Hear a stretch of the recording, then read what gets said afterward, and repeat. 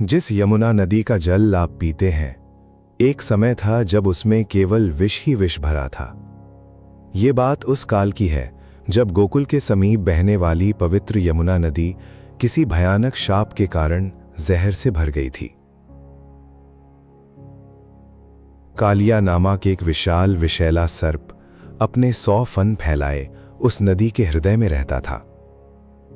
उसके विष के प्रताप से यमुना का जल काला पड़ गया था। उसके तट पर उगने वाले पेड़ पौधे झुलस गए थे और कोई भी प्राणी, यहां तक कि पक्षी भी, उस जल के पास जाने की हिम्मत नहीं करता था। जो भी उस जल को पीता तुरंत मृत्यु को प्राप्त होता।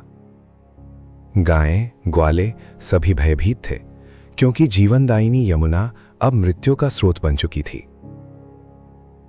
लेकिन इस बालक ने जो फैसला लिया वो सोच से भी परे था। एक दिन हमारे नटखट बाल गोपाल कृष्ण अपने सखाओं के साथ गेंद खेलते हुए अचानक अपनी गेंद यमुना के उसी विषैले जल में फेंक बैठे। ये देखकर सारे ग्वाले घबरा गए, लेकिन कृष्ण ने कुछ और ही ठान रखा था। वे बिना किसी भय के उस ऊंचे कदम्ब वृक्ष पर चढ़ गए और छलांग लगा दी, सीधा उस विषैले जल में। नीचे कालिया सर्प अपने पूरे क्रोध के साथ प्रकट हुआ, अपने 100 फनों से विष की वर्षा करने लगा। उसने कृष्ण को अपनी कुंडली में जकड़ लिया। ब्रजवासी अपने कृष्ण को संकट में देख व्याकुल हो उठे। नंद बाबा, यशोदा मैया सभी रोने लगे। पर तभी अद्भुत चमत्कार हुआ। कृष्ण ने अपनी लीला दिखाई। वे कालिया के फनों पर कूदने लगे, एक फन से दूसरे फन पर, और एक दिव्य नृत्य शुरू कर दिया। उनके हर पदचाप से कालिया के विष का प्रभाव कम होता जा रहा था और कालिया को असहनीय पीड़ा होने लगी। उसकी शक्ति क्षीण होती गई और अंत में वो पूरी तरह से हार मान चुका था।